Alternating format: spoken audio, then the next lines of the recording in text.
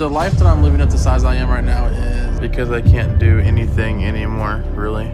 I dread waking up in this body every morning because each day is just too difficult for me to face. My body hurts. Ryan is in living hell. He's only 31, but you'd think he's pushing 90 from how his body moves. Slow, strained, like it's falling apart one joint at a time. But this isn't age catching up with him. It's the weight crushing him into an early grave. His joints are shot, his lungs barely work, and every single step feels like he's dragging concrete blocks. He wakes up already exhausted, breathes like he just ran a race, and he doesn't even step foot outside. He's not just existing, he's decaying in real time, trapped in his own skin. And the worst part, he knows it. He feels it every second. Can't even fit in normal doorways anymore. If I have to turn sideways to go through the bathroom door, once I make it to the bathroom, it can't take too long. I'll get too tired by the time I finish. Ryan can't even walk through his own front doorway without turning sideways, holding his breath, and praying he fits through. That's how wide he's gotten. Just making it to the bathroom feels like a full-on marathon. Every wipe, every motion, every breath is a struggle. And bathing? That's a luxury he gave up a long time ago. He doesn't even attempt it anymore. Just imagine your body being so big, so unmanageable, that basic hygiene becomes optional. That's not just unhealthy, it's a prison sentence. And yet, Ryan's still living this way, every single day, like it's normal. I even have to clean myself here because I can't stand long enough in the bathroom. Basically, all I can do is wipe down as best as I can. And my mom or Leroy, my mom's boyfriend, bring me some water to help me do it. Most of the time it's Leroy. He hasn't had a real bath in years, not one. At best, he rinses off with a cloth, wipes down whatever parts of his body he can reach, and pretends it's enough. He's not living like a person. He's surviving like an inmate in solitary confinement. But the most shocking part? The root of this spiral isn't even food. It's soda. Gallons upon gallons of it. That's his fix. That's his comfort. Big plastic tubs of sugar water that he sips like it's medicine. He's drowning in it, slowly but surely. And deep down, he knows it's killing him. He knows something has to give, but can he really quit the one thing he loves most? I don't usually eat a big breakfast, so my drink is what I really want most. That's one of the most important things to me, is to have my cup filled with what I like. The soda I like, and I nurse that all day long, even when I'm not eating. But I can't get all that myself. You'd think that living like this would eventually break a person, force them to stop, to say enough. But not Ryan. Even when he tries to downplay it, you can see right through it. He's eating like a man with no breaks, no limits, no plan. That little breakfast he mentions? Let's be honest. It could probably feed a small family. There's absolutely nothing small about what he shovels into his body. He wants to act like it's under control, like he's being reasonable. But the truth is obvious. Food is still the one in charge here. And Ryan, he's just a passenger. I'm numbing, and that's what I need. So when I eat, I never want to stop, and I never feel like I have to. 'Cause I've never really felt. Ryan is brutally honest about one thing. Food is everything to him. It's the sun around which his entire world orbits. Whether he's sad, bored, angry, or even happy, it all flows through the same channel, his mouth. But now, he claims he's ready to break that cycle. He says he wants out, says he wants to change. So he makes the trip to Dr. Now's clinic. But saying the right things and actually doing the hard work? That's a whole different league. Dr. Now has heard it all before, and he doesn't care about words. He wants to see results, real ones. Moved to Montana, friends, but now after 5 years, you have no friends, and it snows a lot, and you're weak because of that. I wouldn't say it like that. However you say it, that's what you're telling me. So it's concerning if you think those are actual excuses. Ryan shows up to his first appointment all smiles and sweet talk, positive, polite, and full of promises. Says he's ready to fight, ready to do the work. So Dr. Now gives him the usual test: lose 50 pounds in a month, just 50. Not some crazy goal, just a start. But with how long Ryan's been trapped in his habits, you can't help but wonder, is this a breakthrough moment or just another round of empty optimism, gift wrapped in good intentions? I'm at a clinic here in Montana. Find out if I've lost what Dr. Now wanted me to lose. Get to my goal. At my last appointment, the scale couldn't read my weight because it has a 660-pound limit.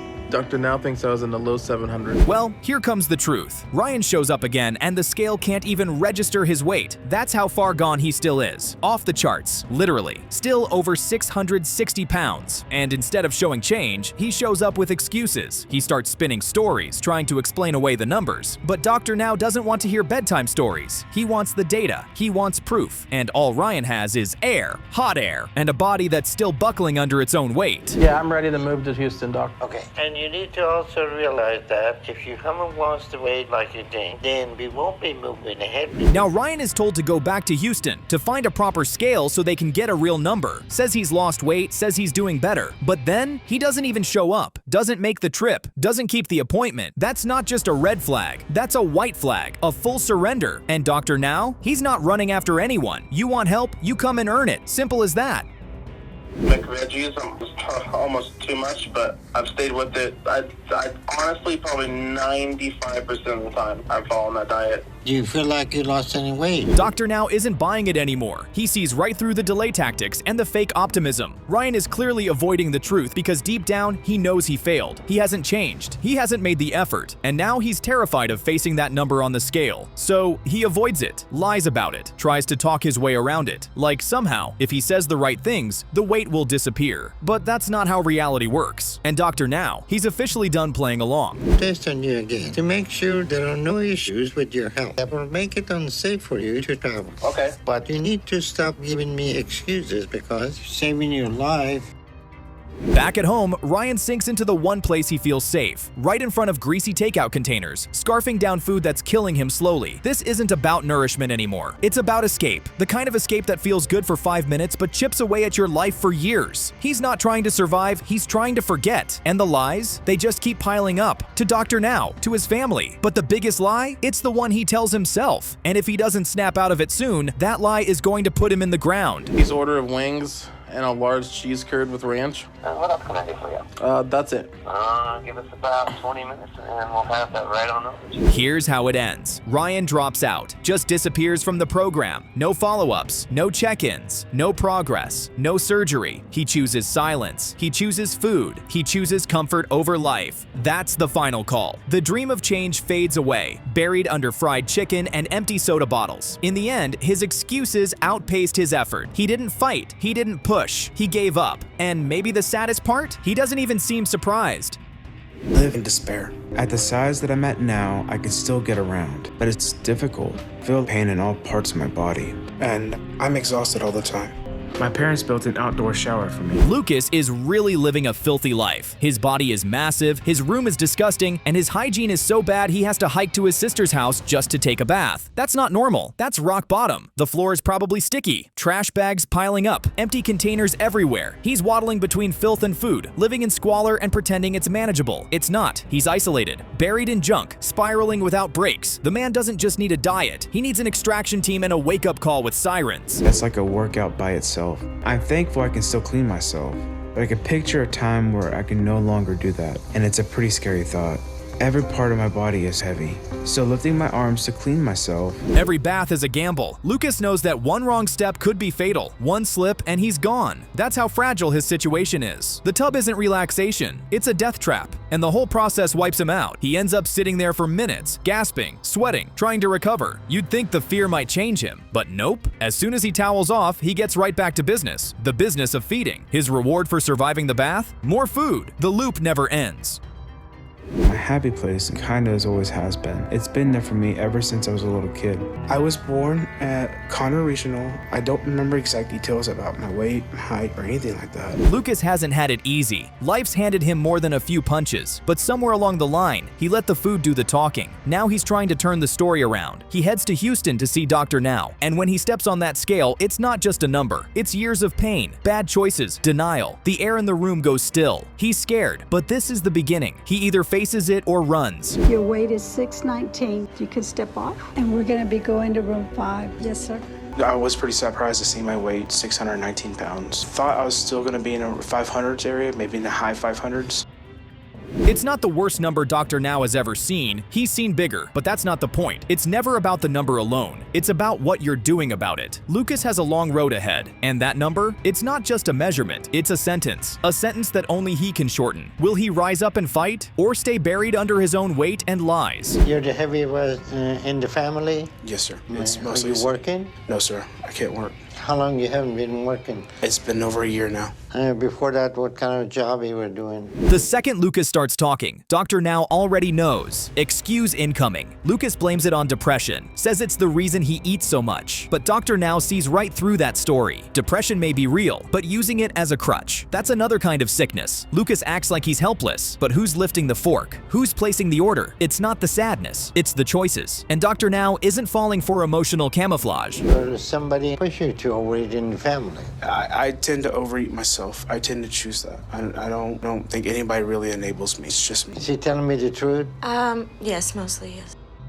Lucas's sister thinks she's helping, bringing food, offering comfort, saying yes. But comfort is killing him. She's not a caregiver. She's an accomplice. And Dr. Now lets her have it, tells her flat out, you're feeding him to death. What she calls love is really just slow destruction. Every bite she brings is another nail in the coffin. It's not about feelings anymore. It's about survival. And Dr. Now won't let her play innocent. You're doing what you want, right? No, I'm just trying to make sure he has what he needs. All right, Lucas, do you have any goal in your life? Goal? Yeah. I would like to become an IT tech. I would like to get back into working. Now, it's time to work. No more soft talk, no more trying. Dr. Now lays it down. 30 pounds in 2 months. Do that, and maybe there's a chance. Lucas says he's ready, says he wants his life back. But how many people have said that, only to go home and fall right back into the fridge? This is the test. No drama, no support animals. Just him, his will, and the scale. First appointment a month ago, I weighed 619. You can step on the scale. Okay.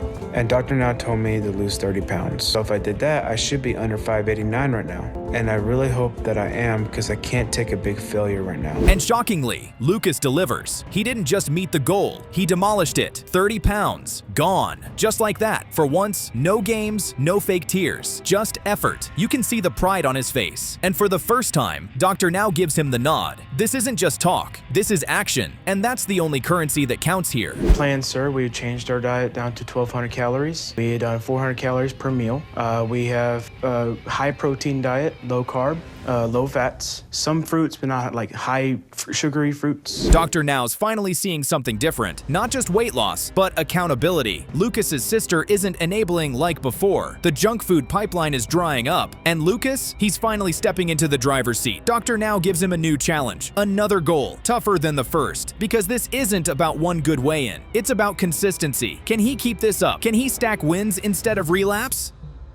Tell me that you're gonna at least stick with what you're doing now by losing another 60 pounds over the next 2 months. If you do that, then I'll know you're serious. Lucas heads back home with a new assignment and a ton of pressure. Says he'll stick to the diet, stay clean, keep moving. But we've seen that movie before. Everyone says the right thing when they're in front of Dr. Now. The real question is, what happens back home, late at night, when the cravings kick in? The truth always shows up at the next weigh-in. See where my weight's at. At my last appointment, I weighed 590 pounds, and Dr. Now told me to lose 60 pounds.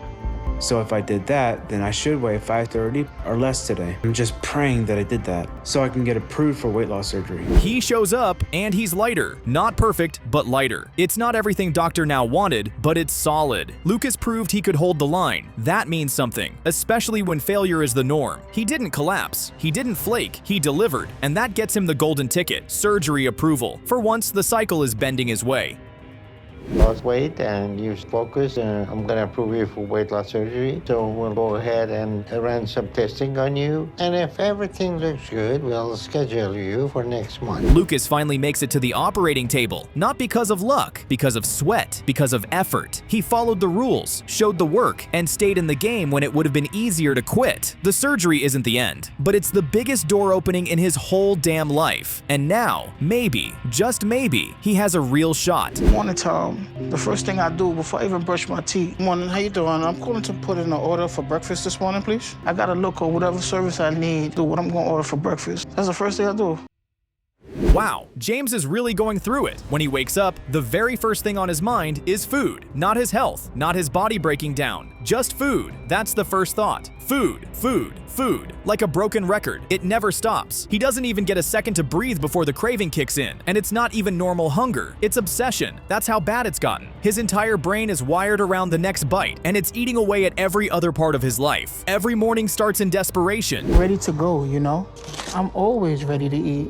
I just feel like the food has to be eaten. Food could be here, and I tell myself, stop, just put it down. Minutes later, for some reason, I'm back at it again. Something in my head is telling me I have to eat the food. Now we can see how James got in this situation in the first place. After breakfast, it's time to bathe, and it's the worst thing James does every single day. It's not about getting clean, it's about surviving it. Just moving that body in the tub looks like it takes everything out of him. Every wipe is a struggle. You can see it in his face. He dreads it. The pain, the embarrassment, the physical toll. And when it's finally over, does he rest? Number. He eats again. This cycle is killing him, and he's stuck in it. Being obese is one of the worst conditions that you could be in your life. I don't recommend this for nobody. Like, I wouldn't, this is not no way for anybody to be. Right now, because of my weight, I'm having a lot of back problems, like my lower back.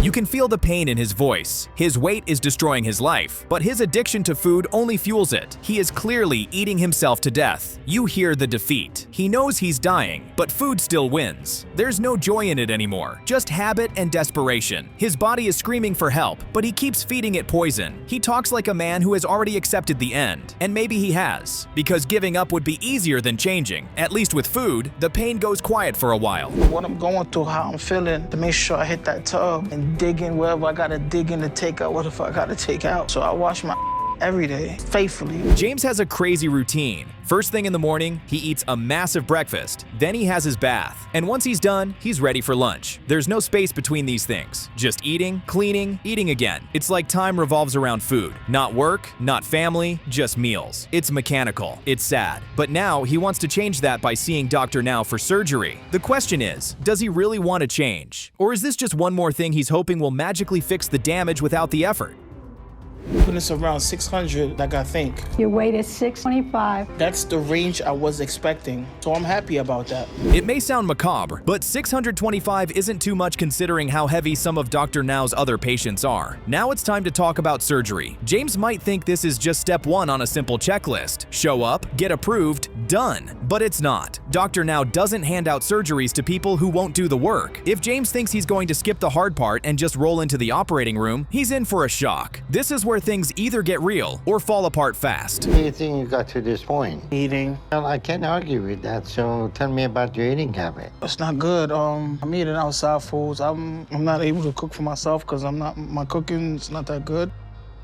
Dr. Now is correct, of course. If his weight is the reason for his depression, and then he eats to fix that depression, all he does is just make the depression worse. It's the perfect trap. The more he eats, the worse he feels. The worse he feels, the more he eats. Dr. Now spells it out for him plain. But will James listen? Will he finally face the real problem, or just keep numbing himself with food until there's nothing left to save? That you continue doing what you're doing and I make you lose weight, that's not gonna happen. Right. So you need to understand that. You're gonna be in the driving seat of this process. Dr. Now gives James the first task: lose 50 pounds in 2 months on a 1,200 calorie plan. That's it. First step. And what does James do? He doesn't even make it to the next appointment. Couldn't be bothered to show up. When people start missing weigh-ins, it's not hard to guess why. It's almost always the same story. No progress, no effort, just excuses. And James is starting to sound like a man who's already given up before he even started. James, how is your progress coming along? It's good, Dr. Now. You think you have lost any weight? I think I'm doing well. It's been hard, but I've been working at it. I feel much better from the last time I seen you. And I feel like my stamina went up with all the workouts that I've been doing. But here's the thing. Dr. Now has seen this exact pattern before. Postponed checkups almost always mean one thing: failure. James is falling right into the same trap so many others do. He thinks he's being clever, thinks he's hiding the truth. But Dr. Now already knows. He's seen every trick, every excuse. And this one, it's textbook. No weight loss, no accountability. Just delay and hope it all goes away. But it won't. James, considering what you have going on, I'm going to give you another month and I'm going to keep your goal the same. You need to lose 75 pounds by the next month. Dr. Now accepts the excuse and gives James 1 more month to reach his goal. That's generous. But guess what? James blows it again. Doesn't show up. Skips another appointment. That's 2 chances gone now. He's running out of lifelines. At this point, it's not even about weight loss. It's about showing basic commitment. And James still hasn't proven he has it. The clock is ticking, and he's still wasting time. there has been more problem. Yeah, this time is still really tough for me. I'm just trying to take it day by day. I got other obligations right now to deal with my family, and that's got to be like my main focus right now. Well, I'm sorry to hear that. And Another day, another excuse, and Dr. Now, he's done. Tired of hearing the same story. But still, he gives James one final shot. Just one. Come to Houston, get weighed, no excuses. And James finally shows up. It's ridiculous how low the bar is now. But that's where we are, praising a man for doing the bare minimum after months of dodging. But at least he's here. Let's see what damage he's done, or undone. It's 75-pound weight loss goal, and if I made that, I'm gonna be under 550 today. We're gonna go to room number 5. That's progress at least. I thought it'd be more, but I made it to the 500, so I feel good about that. Well, James might feel good about that, but Dr. Now won't be celebrating. 28 pounds in 5 months? That's not a win. That's coasting. That's crawling toward the finish line when you were supposed to be sprinting. James is barely doing the work. Just enough to not get dropped. But that's not enough to save his life. Not even close. He's playing with fire and time is running out. you're only eating like 4,000 to 5,000 calories a day, so you need to cut back on that and get your weight down because the situation could still become critical at any moment. And losing weight that only isn't gonna avoid that. Dr. Now gives him another shot. Lose 50 pounds in 2 months and get approved for surgery. Simple, straightforward. But James has already failed at easier tasks. This is his last chance to prove he can take it seriously. The question is, will he finally rise to the occasion? Or will this just be another deadline he let slip past while making the same tired excuses? I was down to 585, and Dr. Now told me that I have to lose at least 50 pounds. I needed to meet my goal. If I did that, I should be under 535. 543, so that is literally about 42 pounds down, okay? It took a while and a lot of stumbles, but James finally gets approved for surgery. Dr. Now signs off. That should be the big win. But let's be honest, James barely made it. He dragged himself through this process, missing appointments, falling short, testing everyone's patience. It wasn't determination. It was luck, timing, and just enough progress to squeak through. Now the real work begins. And if James thinks surgery is the end of his struggle, he's in for a rude awakening.